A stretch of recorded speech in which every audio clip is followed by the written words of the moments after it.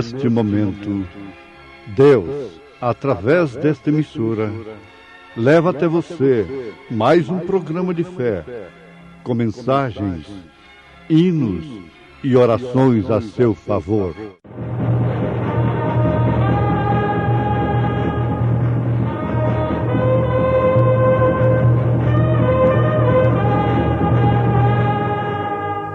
Fé para vencer.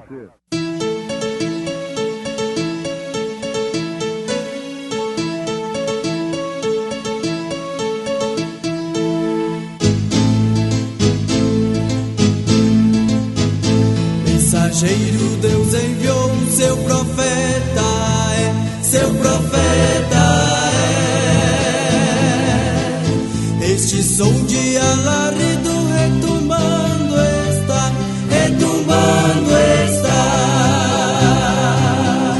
E as águias de Deus, já voando estão.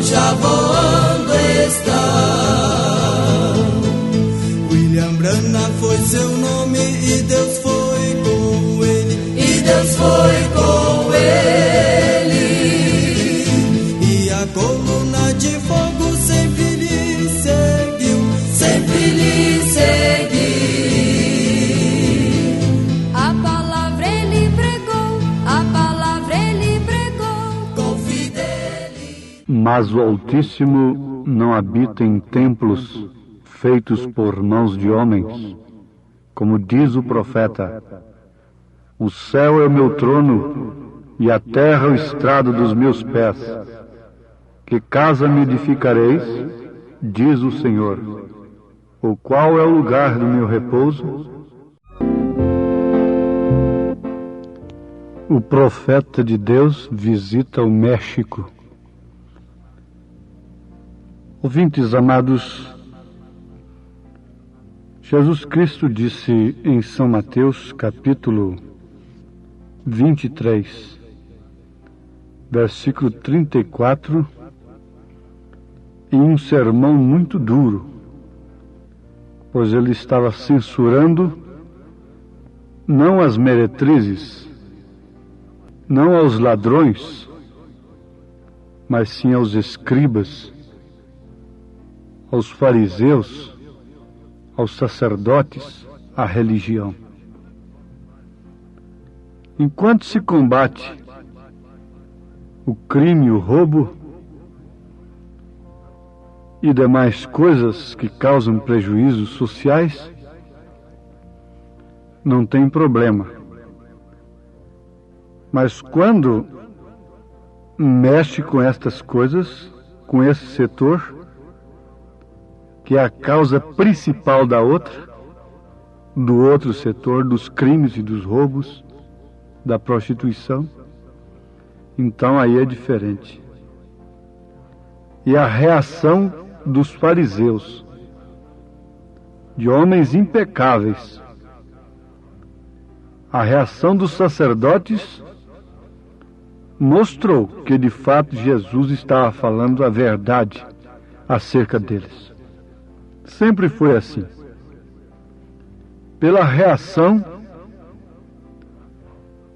que a falsa igreja tomou durante as eras contra os verdadeiros cristãos, nós vemos que os mensageiros cristãos falaram a verdade acerca dela. Se ela foi falsa no princípio, se ela se desviou no princípio, ela será até o fim. Ela tem que ser aquela mulher de Apocalipse, capítulo 17, que está sentada sobre muitas águas. Águas na Bíblia quer dizer sobre muitos povos. Então Jesus disse nesse sermão que censura os escribas e os fariseus. Leiam Mateus 23. Será que os escribas, os sacerdotes deste século, não sofreriam um sermão deste se Jesus viesse agora?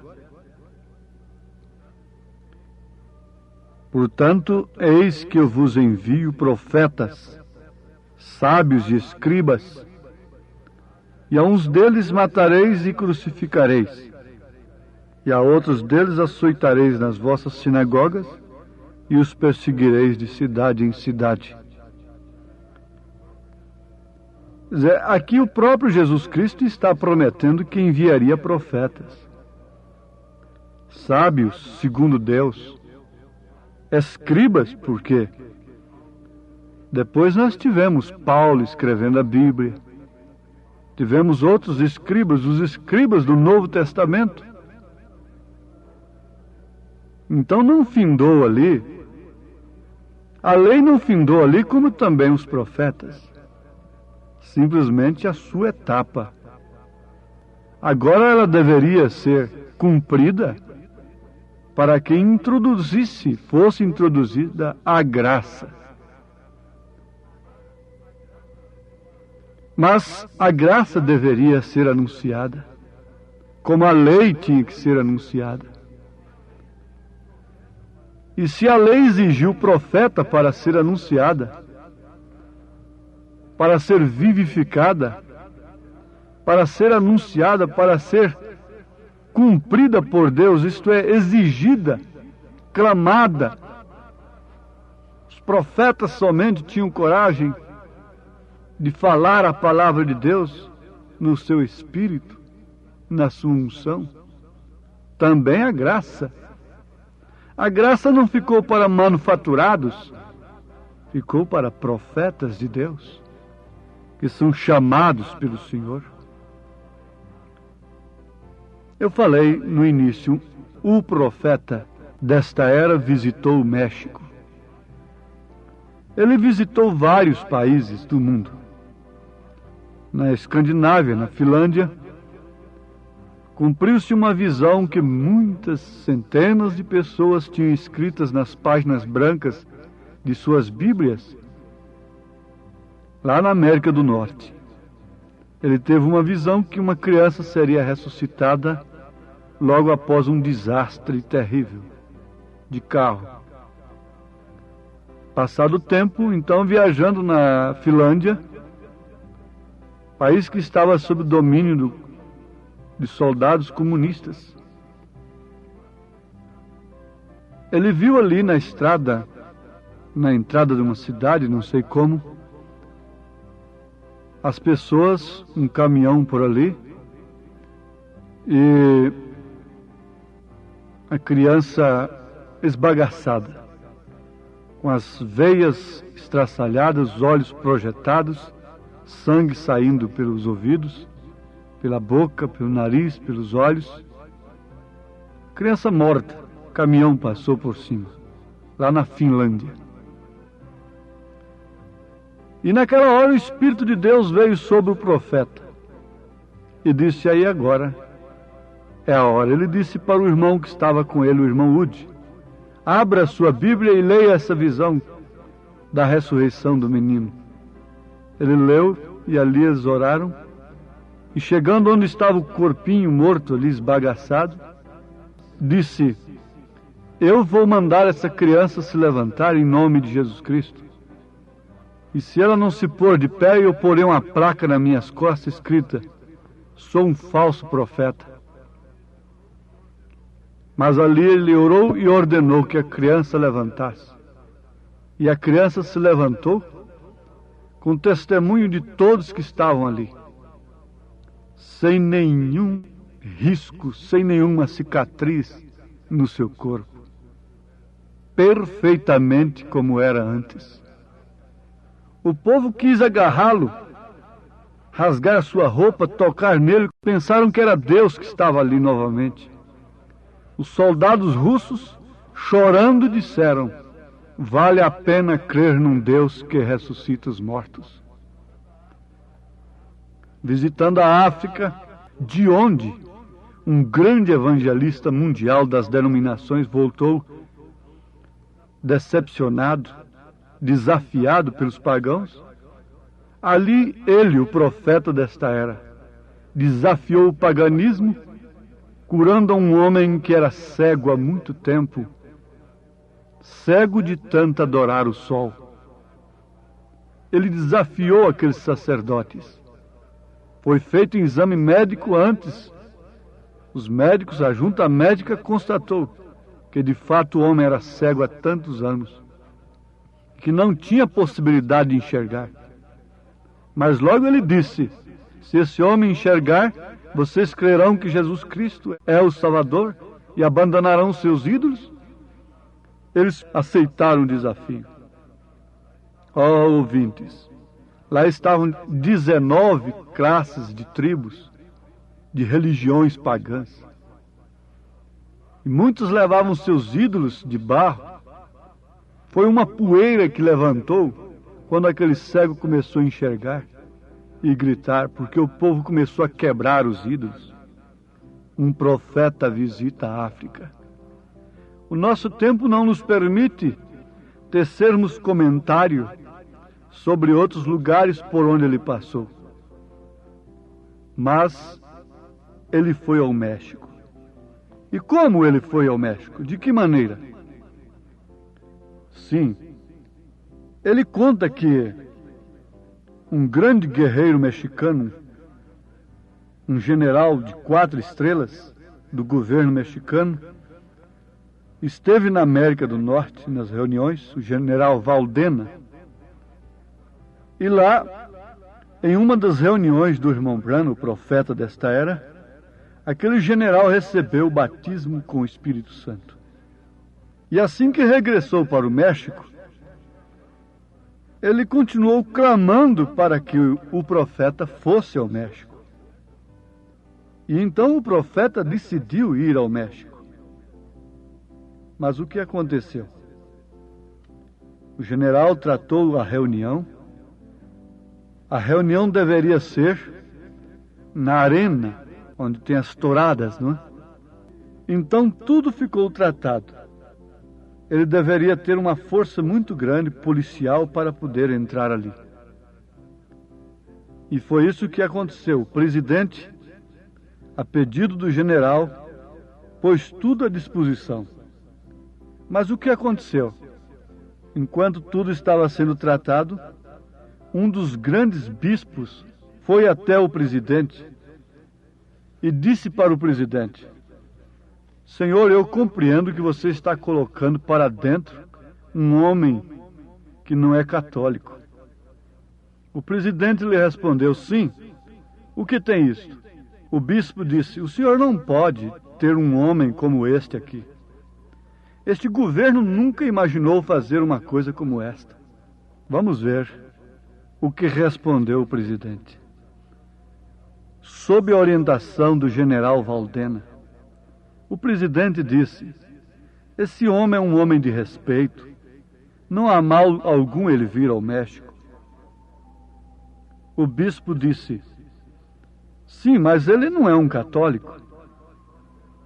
Agora vocês sabem que, na verdade, conforme nós temos lido nas revistas aí publicamente, então se lemos nas revistas publicamente, podemos também falar no rádio que aquele governo não tem vínculo com religião alguma, mas é um dos países mais católicos do mundo.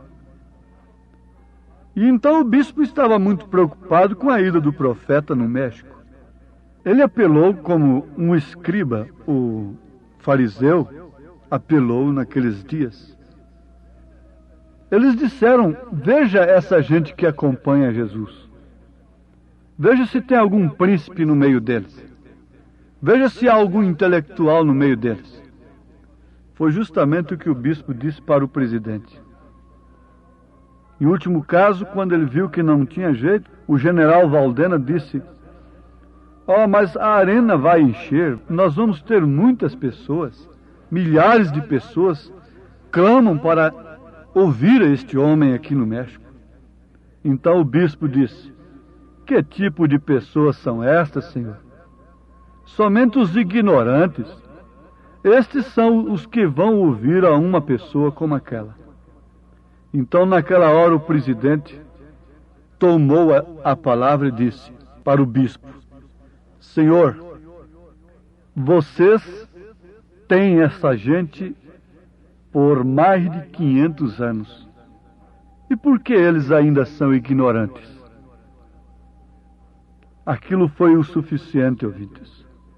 O bispo trancou a sua boca e o resultado é que a grande reunião foi realizada no México. Isso por volta na década de 50, por aí. Ali aconteceu numa noite que um velho homem cego recebeu a sua visão na plataforma. Milagres tremendos aconteceram no México. Uma coisa tremenda. 10.000 pessoas numa noite levantaram suas mãos, aceitando a Jesus Cristo como único e suficiente Salvador. Mas um fato interessante aconteceu, muito profundo, tremendo, quando o profeta visitou o México. Uma mulher que tinha o seu primeiro bebê, ainda nova, mulher bonita, seus 23 anos de idade, teve o seu filhinho morto, como pelas 9 horas da manhã, no dia da reunião do profeta de Deus no México. Pneumonia, morreu no consultório médico. E ela então tomou aquela criança nos seus braços e foi para a reunião. E pelas 10 horas da noite, a criança tinha morrido às 9 horas da manhã.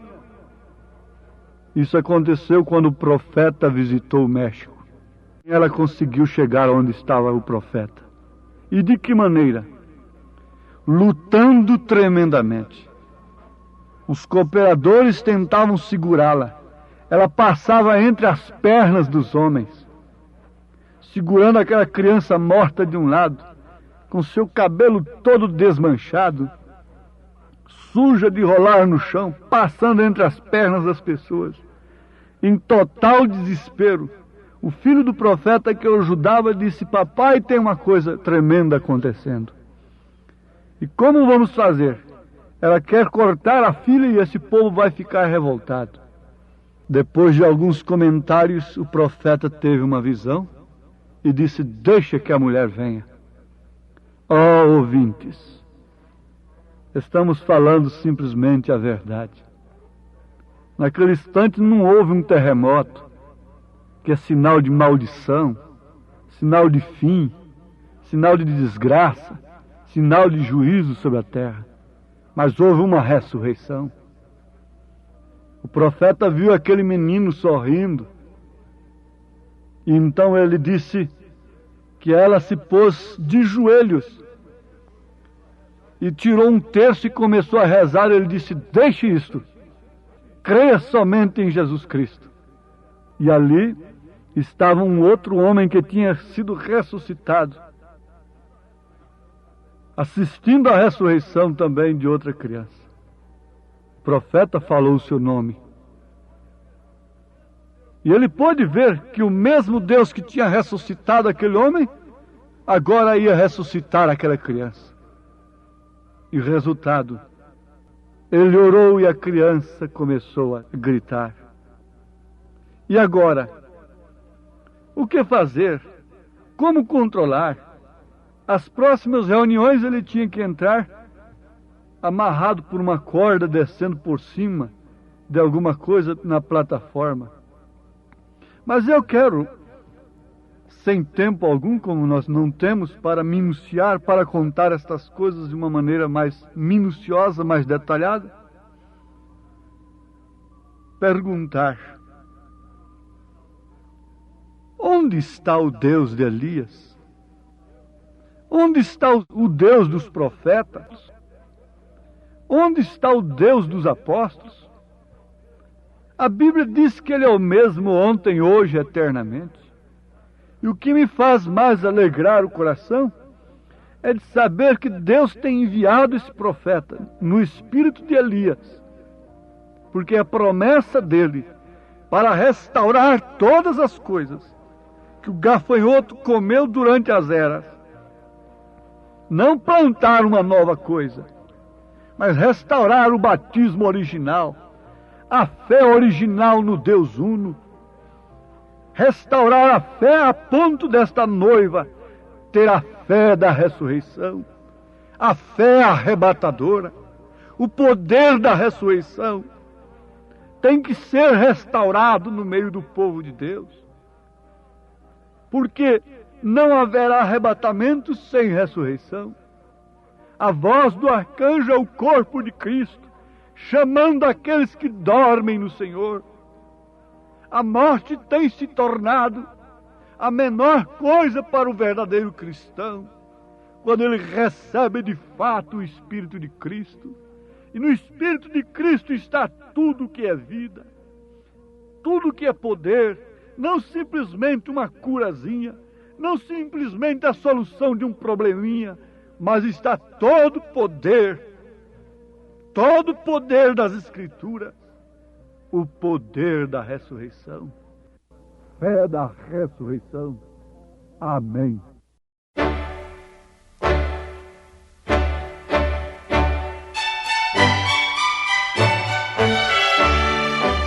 Ouvintes, escreva-nos pela caixa postal de número 15.020, 15020, CEP 74.501-970, Goiânia, Goiás.